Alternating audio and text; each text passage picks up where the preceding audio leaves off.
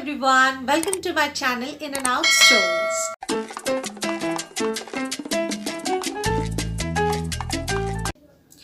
YouTube thumbnail দেখে তো বুঝতেই পারছো যে আমি কি নিয়ে কথা বলবো। Life of a working woman, reality versus expectation, বা মানুষ যা এক্সপেক্ট করে বাট অ্যাকচুয়ালি রিয়েলিটি যা হয়, রিয়েল চেক বলতে পারো। তো অ্যাজ আ ওয়ার্কিং ওম্যান আমি দেখেছি যে আমি কী কী চ্যালেঞ্জেস ফেস করেছি সোফার, বা যে কোনো ওম্যান করে। তো যাই হোক, আজকের ব্লগটা তাহলে শুরু করা যাক। আমি অনেক সময় এইটা শুনি যে হাউসওয়াইফরা কোনো পয়সা পায় না, দে ডু আ লট, মানে যেগুলো হয়তো অনেক কম্প্রোমাইজ হাউসওয়াইফসরা করে বা হোম মেকার্সরা করে, যেটা ওয়ার্কিং ওমেনদের করতে হয় না। বা ওয়ার্কিং ওমেনদের অনেক নিজস্ব স্বাধীনতা থাকে, ওয়ার্কিং ওমেন হওয়াটা ইজ অলওয়েজ বেটার। আর এখনকার দিনে তো আমার মনে হয় একটা ভাস্ট কমিউনিটি, মানে আমি মেয়েদের মধ্যে বলছি, দে আর মোস্টলি ওয়ার্ক, যারা এডুকেশনের মধ্যে থেকেছে বা একটা প্রপার এডুকেশন নিয়েছে, তারা মোটামুটি সবাই ওয়ার্কিং। কিন্তু যারা স্টিল মানে সেরকম আপ টু দ্য মার্ক নয়, শুধু তো একটা পড়াশোনা করলেই হলো না, পড়াশোনার সাথে আরও অনেক কিছু লাগে। তো যারা সেরকম আপ টু দ্য মার্ক নয়, অনেকেই আছে যারা চাকরি করতে পারে না। তো তাদের মধ্যে এই ব্যাপারটা খুব বেশি কাজ করে যে বিকজ আমরা হাউসওয়াইফ, তো আমরা আমাদের অতটা ভ্যালু পাই। আমার মা হাউসওয়াইফ ছিল, আমি জানি এরকম আমাদের জেনারেশনে আগে, মানে আমাদের মায়েরা সব হাউসওয়াইফ বা হোম মেকার যেভাবে অ্যাড্রেস করে ছিল, এবং মানে এটা আমাদের বেনিফিটেই গেছে। আমরা সবসময় স্কুল থেকে কলেজ থেকে বেরিয়ে এসে মাকে দেখেছি, চাকরি করে ফিরে এসেও মাকে দেখেছি, এবং আমাদের first question, where is a mother, মানে মা কোথায়? মা একদিন ঘরে না থাকলে উই আর লাইক, মা কোথায়? তো এটা তো ঠিকই যে মায়ের কন্ট্রিবিউশনের কোনো শেষ নেই। প্রত্যেকটা হাউসহোল্ডে, প্রত্যেকটা বাড়িতে, প্রত্যেকটা ছেলে, প্রত্যেকটা মেয়ে বলবে যে তাদের লেখাপড়া শিখে বড় হয়ে ওঠা, চাকরি বাকরি করা, এবং তাতে মায়ের কন্ট্রিবিউশন হিউজ। এবং সে অনেক সময় যেটা খুব বাজে জিনিস, অনেক এডুকেটেড ওমেন, অনেক ভালোভাবে হাইলি কোয়ালিফাইড এডুকেটেড, তারা নিজেদের ছেলে মেয়ের বড় হয়ে ওঠায় সব সামলাতে গিয়ে স্যাক্রিফাইস করেছে, চাকরি বাকরি ছেড়ে দিয়েছে, বিকজ দুটো সামলানো পসিবল হয়ে ওঠেনি।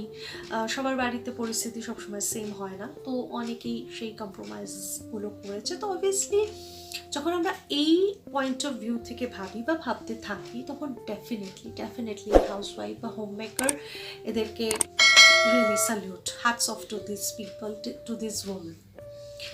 কিন্তু এরকম আবার অনেকে আছে, এবং এই যে বড় বড় কথাগুলো বলেন যে আরে ওয়ার্কিং ওমেনদের তো কোনো মানে ব্যাপারই না, ওরা তো জাস্ট ওই 9টা 6টা বা 10টা 7টা চাকরি করে, সকালে উঠে রেডি হয়, বেরিয়ে যায়, আবার আসে, সব ফ্রেশ হয়ে সেই টুকটাক একটু কি কাজ করলো না, 4টে কাজের লোক রেখে দেয়, হ্যাঁ বেশ ভালো দিব্যি আছে, তারা ঘুরছে বেড়াচ্ছে, তাদের পয়সাও প্রচুর। তো my point is that it is not that easy.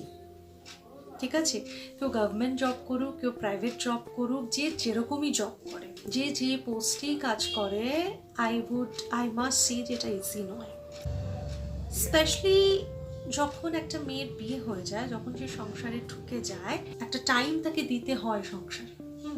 সেটা তার হাজব্যান্ডের সাথে বসে কথাবার্তা বলা হোক, সেটা সংসারের কিছু খুঁটিনাটি কাজকর্মের জন্য হোক, বা সেটা নিজের ঘরটুকু পরিষ্কার করার ক্ষেত্রে হোক, যা কিছু হোক, সব কিছুতে একটা ইনভলভমেন্ট তার থাকে। সেখানে তার একটা মিনিমাম অ্যামাউন্ট, একটা কন্ট্রিবিউশন তার থাকে, টাইমের রেসপেক্টে আমি বলছি। অ্যান্ড ওয়ার্ক লাইফে তো সে একটা স্পেসিফিক টাইমে সে অকিউপাইড ডুইং হার ওয়ার্ক, মানে সেই সময়টা তো I can't give to my সংসার।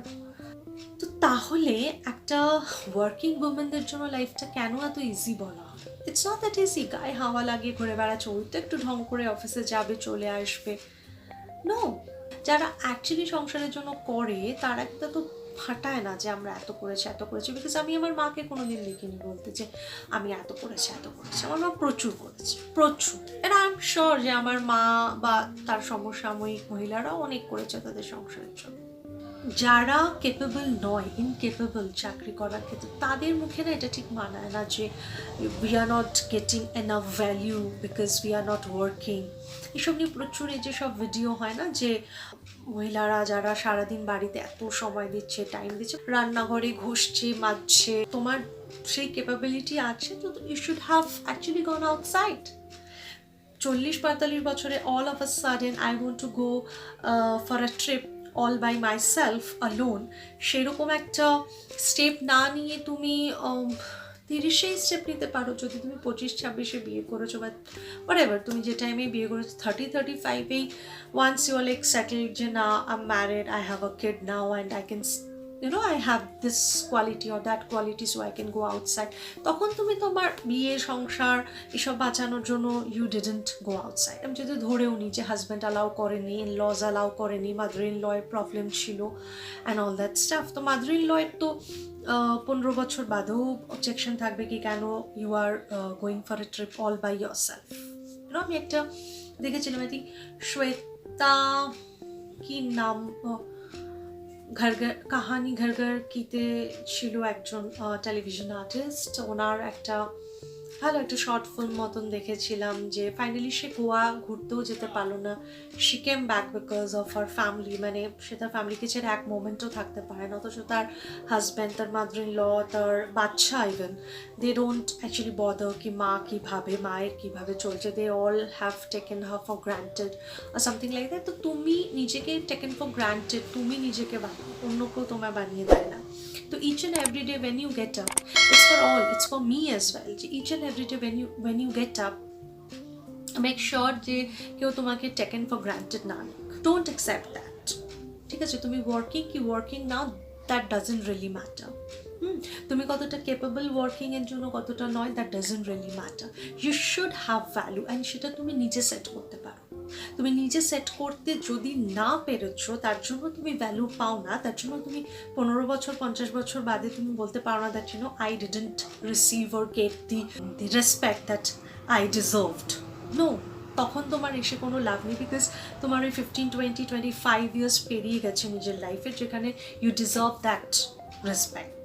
কেউই কম না, ওয়ার্কিং ওমেনের মতন ভালো হোম মেকার্স বা হাউস ওয়াইফ যারা ঘরে থেকেছে, ফ্যামিলিকে প্রায়োরিটি দিয়েছে, that is also fine. But যেসব মহিলারা নিজেদের ভ্যালু সেট করতে পারেননি বা কেপেবল নয়, তাই বাইরে বেরোয় কিছু করতে পারেনি, তাদের কমপ্লেন থাকা উচিত না। যে কারণেই সে চাকরিটা করে উঠতে পারেনি, সে আবার কমপ্লেন না করে কি ভাই ওয়ার্কিং ওমেনদের তো আলাদাই লাইফ, ওদের তো আলাদাই মজা, they don't have to work hard, they don't have to do anything, সারাদিন ঘুরে বেড়ানো, সাজগোজ করে অফিস যাওয়া, হাহা হিহি আড্ডা and all that stuff. No, that doesn't really happen. In reality it's not true. আমি as a working women I never feel that the life of a housewife is very easy. Same as a মানে home maker also I think এরকম ভাবার কোনো মানে নেই যে working ওমেনদের life খুব easy. যখন এরকম হয় যে কল চলছে অ্যান্ড ইউ ফিল লাইক কেউ আমাকে এসে একটু জল দিয়ে যাক, কেউ আমাকে এসে একটু চা দিয়ে যাক, but nobody actually gives you have to get up and have everything that you want all by yourself. তখন ইউ ফিল লাইক আরে ভাই একটু সন্ধ্যাবেলায় তো ল্যাদ খেতে পারতাম, একটু রিল্যাক্স করতে পারতাম, হ্যাঁ না, একটু রিল্যাক্স মুডে থাকতাম। এই যে ব্যাপারগুলো, এগুলো তো আবার হাউস ওয়াইফ বা হোম মেকার্সরা এনজয় করতে পারে, which a working women can't. And working ওমেনের উপর প্রেশার অনেক আছে। Pressure in the sense when you are working women, তুমি যদি কোনো বিয়ে বাড়ি বা কোনো অনুষ্ঠানে যাও, সেখানে যদি গিফট দাও, তো বিকজ ইউ আর ওয়ার্কিং, তো তোমার গিফট কিন্তু বেশ একটা ভালো কিছু হতে হবে এবং যা খুশি তুমি দিয়ে দিতে পারবে। প্লাস তুমি যেহেতু ওয়ার্কিং, তোমাকে you have to be always presentable, মানে তোমার লুকস, তোমার জামা কাপড়, তোমার সব কিছু একটু এক্সপেন্সিভ, একটু ডিসেন্ট, একটু সব কিছু ঠিকঠাক হতে হবে। আবার আরেকটা কথা, সেটা হচ্ছে যে যখন কোনো ছেলে বিয়ে করে একটা নন ওয়ার্কিং মেয়েকে, তখন সে এই এক্সপেকটেশনেই বিয়ে করে বা এটা মাথায় নিয়েই বিয়ে করে যে এর দায়িত্ব পুরো আমার, সে যদি একটা সেফটি পিনও কিনতে, I have to buy it for herself. But when that guy gets married to a working woman, তার 100% রেসপন্সিবিলিটি কিন্তু ছেলেটা নেয় না, কোনো ছেলে নেবে না। একটা ওয়ার্কিং ওম্যানের জন্য 100% রেসপন্সিবিলিটি কোনো ছেলে নেবে না। হ্যাঁ, কেউ 20% নেবে, কেউ 30% নেবে, কেউ 50%, কেউ 70%, কিন্তু কেউ নেবে না 100%।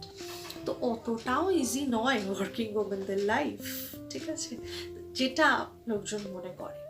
উইথ ডিউ রেসপেক্ট, আমি আমার মাকে যেমন রেসপেক্ট করি, মায়ের সমসাময়িক সবাইকে রেসপেক্ট করি, কারণ তাদের কন্ট্রিবিউশন সংসারের জন্য প্রচুর আছে। But I don't respect those people যাদের সংসারে কন্ট্রিবিউশনের সাথে সোসাইটির কার বাড়িতে কার মেয়ে কার সাথে পালিয়ে গেছে, বা ফ্যামিলির মধ্যে কার সাথে কি হয়েছে, কুটকাচালি করা, ফোনে এই জানিস তো ওটা হয়েছে, জানিস তো এটা হয়েছে, this things don't really work with me. মানে আমি জাস্ট নিতে পারি না ওদেরকে। আই হোপ আমার কথাগুলোর সাথে অনেকেই একমত হবে যারা আমার এই ব্লগটা দেখতে পাবে। Please do like, share and comment, and also don't forget to subscribe to our channel in and out stories. তো এখনকার মতো এখানেই এন্ড করছি। Bye bye.